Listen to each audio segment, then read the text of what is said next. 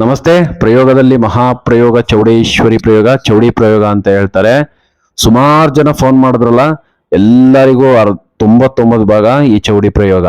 ಸುಮಾರು ವರ್ಷಗಳಿಂದನೇ ತುಂಬಾ ಸಫರ್ ಪಡ್ತಾ ಇದ್ದಾರೆ. ಯಾಕಪ್ಪ ತುಂಬಾ ಸಫರ್ ಪಡ್ತಾರೆ ಅಂದ್ರೆ, ಈ ಚೌಡಿ ಪ್ರಯೋಗ ಎಲ್ಲಿರುತ್ತೋ, ಯಾರ ಮೇಲೆ ಆಗುತ್ತೋ, ಯಾರ ಮನೆ ಮೇಲೆ ಇರುತ್ತೋ ಅಲ್ಲಿ ಚೌಡೇಶ್ವರಿ ಗಣಗಳು.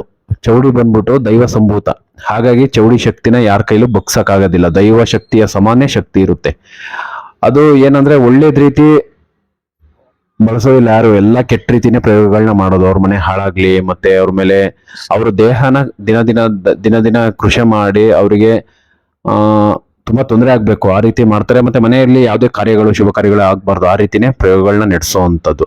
ಈ ಚೌಡಿ ಪ್ರಯೋಗ ಮಾಡೋರು ಅಷ್ಟೇ ತುಂಬಾ ಬಲಿಷ್ಠವಾಗಿರ್ಬೇಕು, ತುಂಬಾ ಬಲಿಷ್ಠವಾಗಿರ್ತಾರೆ ಕೂಡ. ಅವರು ಸಂಪೂರ್ಣ ಆರಾಧನೆ ಕಲ್ತಿರ್ತಾರೆ. ಚೌಡಿಗಳು ಆ ಗಣಗಳನ್ನೆಲ್ಲ ಹತೋಟಿ ಮಾಡೋದ್ ಕಲ್ತಿರ್ತಾರೆ. ಚೌಡೇಶ್ವರಿನ ಸಂಪೂರ್ಣ ಅದಿಂದಲಿ ಇಟ್ಕೊಂಡು ಕ್ಷುದ್ರ ಪ್ರಯೋಗನ ಅದಕ್ಕೆ ಸಂಬಂಧ ಮಾಡಿ ಈ ಚೌಡಿನೂ ಹಾಗೂ ಕ್ಷುದ್ರ ಶಕ್ತಿನೂ ಎರಡನ್ನೂ ಸಂಪೂರ್ಣಗೊಳಿಸಿ ಯಾರ ಮನೆ ಮೇಲೆ ಪ್ರಯೋಗ ಮಾಡ್ಬೇಕು ಅವ್ರ ಮನೆ ಮೇಲೆ ಅಥವಾ ದೇಹದ ಮೇಲೆ ಪ್ರಯೋಗ ಮಾಡ್ತಾರೆ. ತುಂಬಾ ವಿಕೃತವಾಗಿರ್ತದೆ.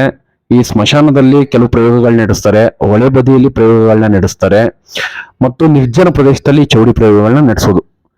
ಇದನ್ನ ಯಾರು ಮಾಡ್ತಾನೋ, ಯಾರು ಮಾಂತ್ರಿಕ ಯಾರ ಮೇಲೆ ಬಿಡ್ತಾನೋ ಅವರಿಗೆ ನೋಡಿ, ಯಾರೋ ಬೇರೆಯವರು ಮೂರನೇವ್ರು ಮಾಡ್ಸೋದಿಲ್ಲ.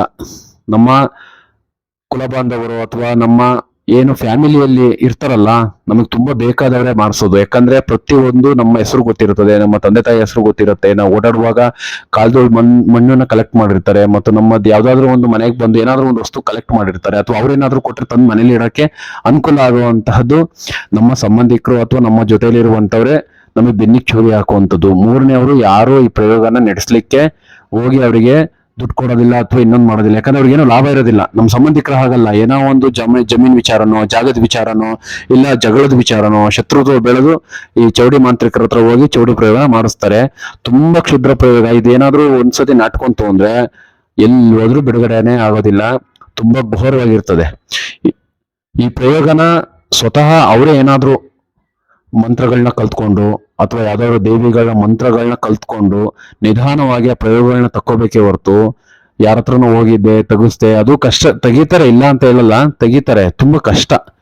ಸುಮಾರು ಜನ ಫೋನ್ ಮಾಡಿದಾಗ ಹೇಳೋದು ಒಂದೇ, 99 ಭಾಗ ಈ ಚೌಡಿ ಪ್ರಯೋಗನೇ ಆಗಿದೆ. ನಮಗೆ ಎಲ್ಲಾ ಕಡೆ ಕೇಳ್ಕೊಂಬಂದ್ವಿ, ದೇವ್ರ ಹತ್ರ ಎಲ್ಲ ಕೇಳ್ಕೊಂಬಂದ್ವಿ, ಆದ್ರೂ ಹೋಗ್ತಾ ಇಲ್ಲ. ದೇಹದಲ್ಲೇ ಇದೆ, ಮನೆಯಲ್ಲಿದೆ, ತುಂಬಾ ತೊಂದರೆ ಕೊಡುತ್ತೆ, ಮೈಮೇಲೆಲ್ಲ ಬರುತ್ತೆ. ಕ್ಷುದ್ರ ಪ್ರಯೋಗ.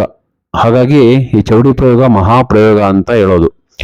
ಈ ತರ ಏನಾದ್ರೂ ಪ್ರಯೋಗ ಇತ್ತು ಅಂದ್ರೆ ದಯವಿಟ್ಟು ಗುರುಗಳಿಗೆ ಕಾಲ್ ಮಾಡಿ, ಅದ್ರ ಬಗ್ಗೆ ನಿಮ್ಗೆ ಸಂಪೂರ್ಣ ಮಾಹಿತಿ ಕೊಡ್ತಾರೆ. ಏನಾದ್ರೂ ಆ ತರ ಇತ್ತು ಅಂದ್ರೆ ಸುಮ್ಮನೆ ಸಫರ್ ಪಡ್ತಾ ಇರ್ತೀರಾ, ಅನುಭವಿಸ್ತಾ ಇರ್ತೀರಾ. ಅದನ್ನ ದಯವಿಟ್ಟು ನಿಧಾನವಾಗಿ, ಒಂದಿನ 2 ದಿನದಲ್ಲಿ ಇದು ಸರಿಯಾಗೋದಿಲ್ಲ, ನಿಧಾನವಾಗಿ ಸರಿಯಾಗಬೇಕು. ಹಾಗಾಗಿ ಗುರುಗಳು ಏನ್ ಹೇಳ್ತಾರೋ ಅದನ್ನ ನೀವು ಫಾಲೋ ಅಪ್ ಮಾಡ್ತಾ ಬಂದ್ರೆ ನಿಧಾನವಾಗಿ ನಿಮ್ಮ ಚೌಡಿ ಪ್ರಯೋಗ ಆಗಿರ್ಬೋದು, ಭೂತ ಪ್ರಯೋಗ ಆಗಿರ್ಬೋದು, ಪಿಶಾಚಿ ಪ್ರಯೋಗ, ಯಾವುದೇ ಪ್ರಯೋಗ ಆಗಿರ್ಲಿ ನಿಧಾನವಾಗಿ ಕಮ್ಮಿ ಆಗ್ತದೆ. ಒಂದೇ ದಿನಕ್ಕೆ ಕಮ್ಮಿ ಆಗೋದಿಲ್ಲ. ನಮಸ್ಕಾರ. ಎಲ್ಲವನ್ನು ತಿಳ್ಕೊಳ್ಳೋಕ್ಕೂ ಕೂಡ ನೀವು ನಮಗೆ ಕರೆ ಮಾಡಬಹುದು, ಸಲಹೆ ನೀಡುತ್ತೇವೆ.